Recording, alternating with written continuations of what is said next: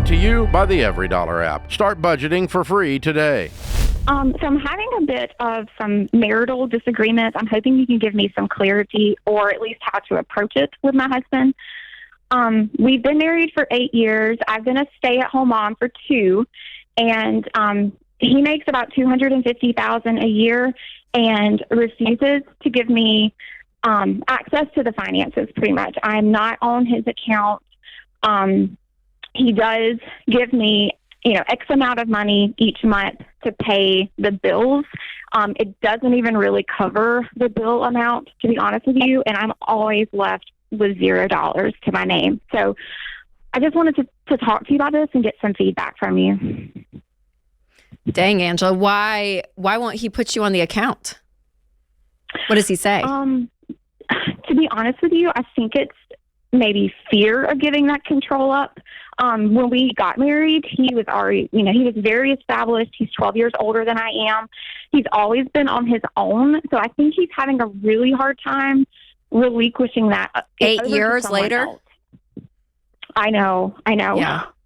Yeah, because that's where the difficulty comes in. Yeah, I mean, it would be. I mean, to a degree, Angela, I'm like, it's a level of the splitting of finances to the point that you don't have access. I mean, that borders line financial abuse, that you don't have the ability to access money that is coming into your household, regardless of who makes it or not. The idea that he's withholding that's a big red flag to me. Are there other areas of your marriage that you feel this control, or is it mostly to the money? Honestly, it's just the money. Everything else, feels great. And of course, I can ask him for $20 or $50, but he wants that. You're not his daughter. Yeah.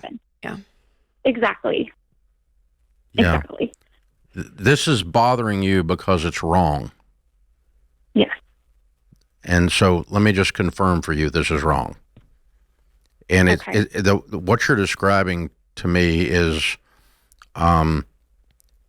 it sounds to me like it's a whole lot more toxic and bad than you actually think it is. You've kind of normalized this, and you're trying to just kind of, well, it's not, but it's just like I can't get him. No, I mean, this is like weird. Okay. This is strange. It's at that level, and it's wrong. Relationally, it's a disaster.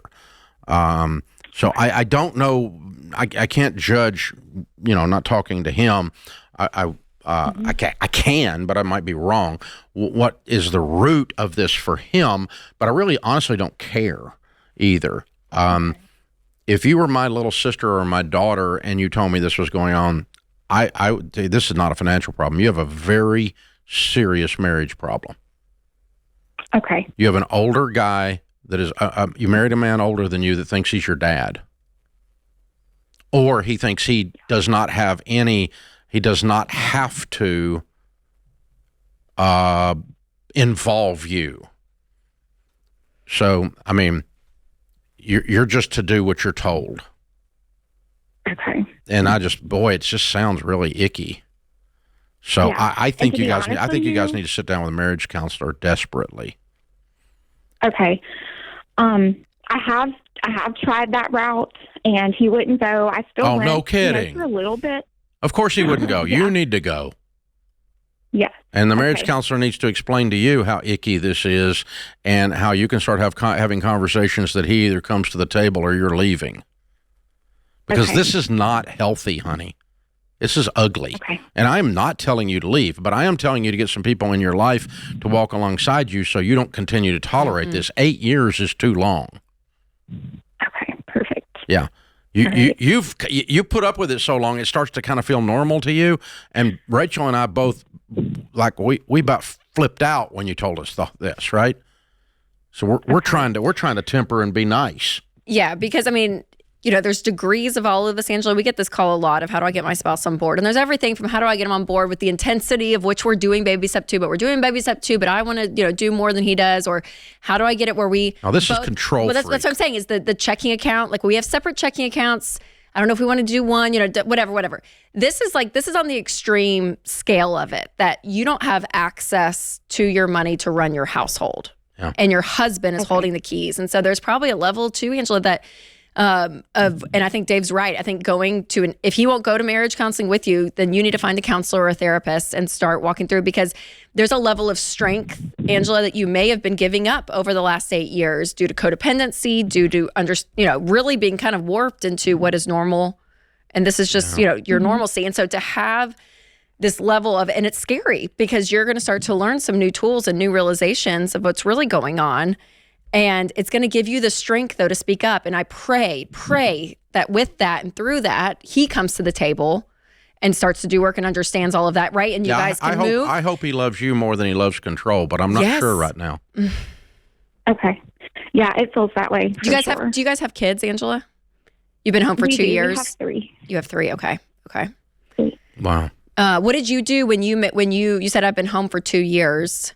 What were you doing before that? When you were working and making an income, where was that money going? Well, I worked for a municipality, and I tried to get him to combine finances then when I was bringing in money, but he wasn't interested. So, I just kept it to myself, in my account. But since we've been married, I have tried to get him to combine finances. We did go to FPU together. That was one of my things I wanted us to do up front. I think it helped for about a year, but he never wanted to actually make that step and combine our account down to our account. Well, and more than that, he's still doling out money to you. Yeah, and I have to ask him for $20. It sounds like you're 16 years old and you're asking your dad for money. Yes. That's the way that sentence structure came out. And how I got to tell you, man, a guy that can go through Financial Peace University and see that whole scope of information, viewing it from an emotional, spiritual, mathematical process, and then go back to doing what he's doing, there's something going on here. There's something going on, okay? And I'm so sorry, Angela. Yeah, this is harsh. I know. This is bad. I'm sorry, darling.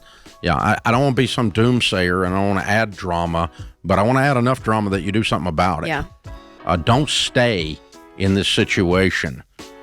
Do something to cause the situation to change. Like see a therapist and let them walk you through some structures of what you can do to get some help in this relationship. Create your free every dollar budget today, the simplest way to budget for your life.